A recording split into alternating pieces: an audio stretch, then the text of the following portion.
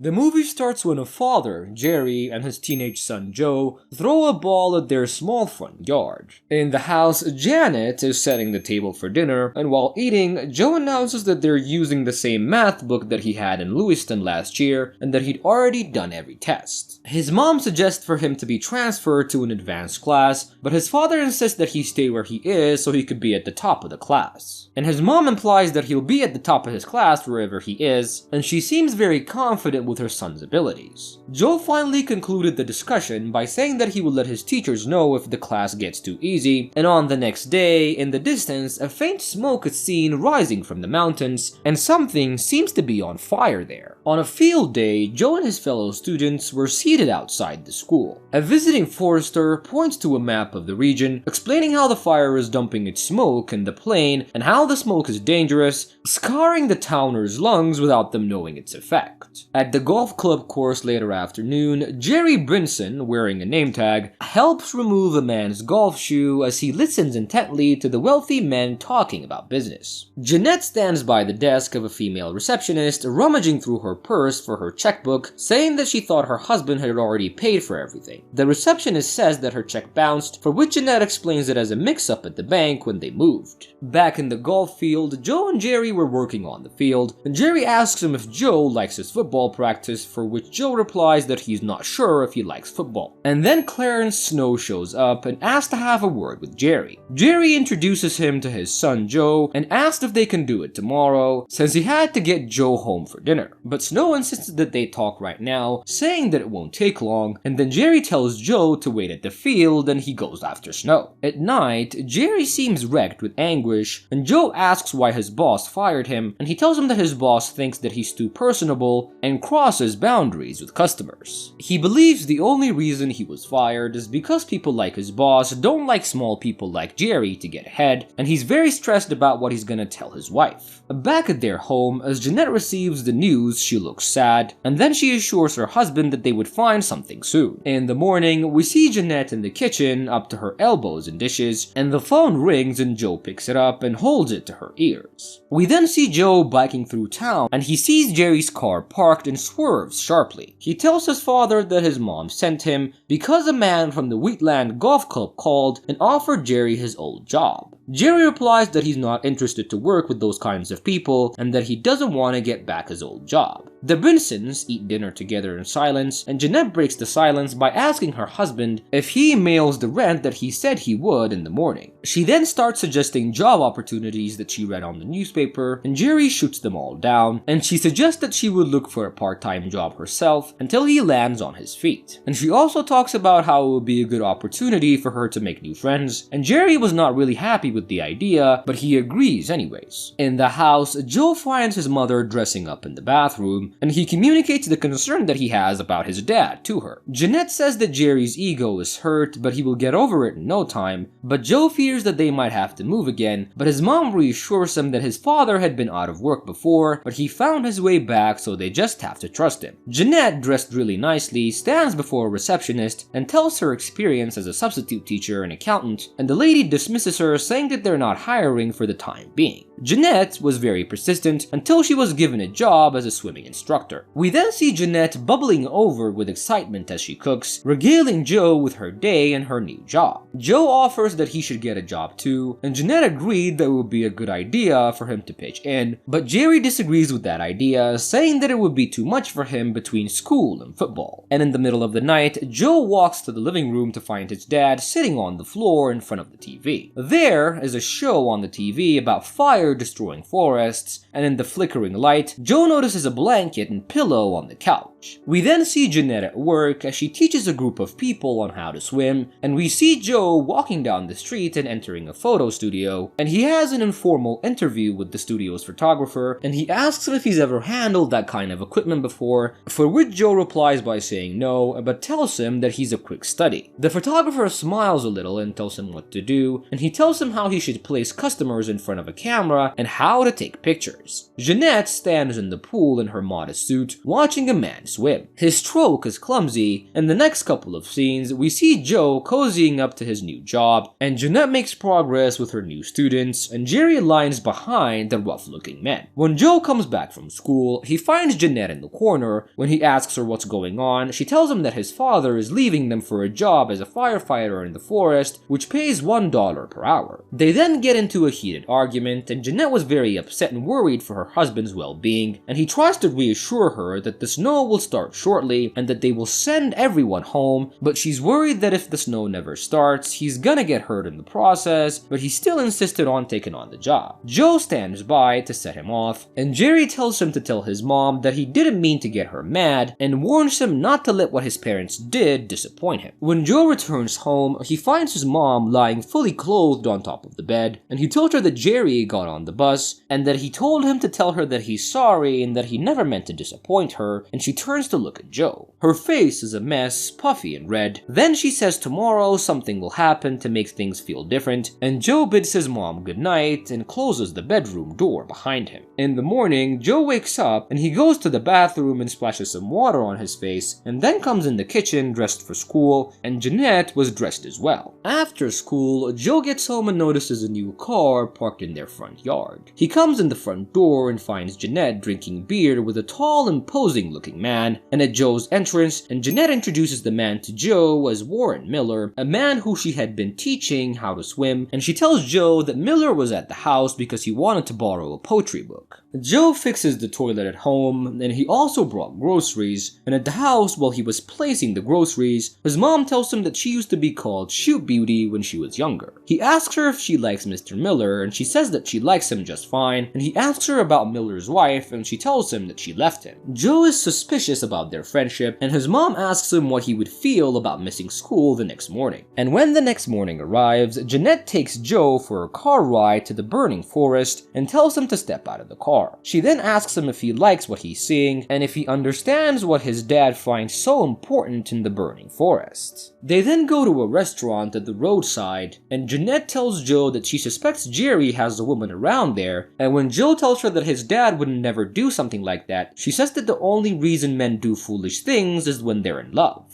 The next morning, Joe wakes up in the couch when the phone rings, and he calls out for his mother, but no one answered. He wakes up and answers the phone, and it was Jerry, and when Joe asks him if he was coming back home, he changes the subject. Joe rides into the dealership lot on his bicycle and asks for Jeanette, but the receptionist says that there's no one by that name there, neither as a customer nor as an employee. Joe gets home to an empty living room and finds his mom in the backyard, but when he tells her that his father calls in the morning, she was not interested. He asks her where she was in the morning, and she says that she was at the dealership, and he was pretty surprised to catch her lying. Then she asks him to change because they are invited to Mr. Miller's for dinner. And at dinner, Mr. Miller and Jeanette keep belittling Jerry, which makes Joe uncomfortable. She talks of how Jerry is a fool and selfish man, but Mr. Miller was sensitive for Joe's feelings and talks in approval of Jerry, which makes Joe lighten up. Finally, Jeanette decides to leave and says she was drunk. Joe offers to drive. Mr. Miller kisses her in the mouth as a goodbye, which leaves Joe breathless. We then see Joe as he eats and sleeps alone as his mother spends much time with Mr. Miller, and one night, Joe wakes up and sees Mr. Miller spending the night at his mother's bedroom. He then sees her as she walks Miller to his car, and when she comes back, Joe confronts her on what she's doing with him and whether if she's in love with him, and she says that she thinks she's in love but she's also confused. The next morning, Joe purchased a bus ticket and decides to leave his home and his mom, and while he was sitting on the bench waiting for the bus, snow starts to fall on his face. At night, Jerry comes back home, and he says since the snow starts, their assistance is no longer needed, and then he announces a guy that he worked with him found him a job and that the job provides him with the housing up in the east, and Jeanette says that she rented out a small apartment and that she's moving out, and devastated and suspecting an affair, Jerry asks her to admit to their relationship, and she finally admits it, and Jerry loses his his temper, and Jeanette retreats to her bedroom. Jerry takes Joe out for dinner and starts questioning him about Mr. Miller and their encounters, and furious about hearing that Miller slept with Jeanette in the family house, Jerry drunkenly goes to Miller's house and tries to set it ablaze. Miller catches him in the act and confronts him, admonishing him about his behavior, with Joe present. Miller was with another young woman, and Jerry, injured, pleads with Joe to help him escape before the police arrive, but Joe leaves him and runs away. Later, Joe flees on foot to the police station, where he discovers his father had not been arrested. Returning to the house, he learns from Jerry that Miller would not press charges, but his parents' marriage is over. We then see Jeanette moving to Portland and Jerry and Joe living happily, and one weekend she came back to visit and she learns that Joe had been promoted and is on the honor toll, and Joe takes his parents to the studio and asks them to take a family portrait, and Jeanette was initially reluctant but accepts, and the family takes one final portrait together and the movie comes to a close.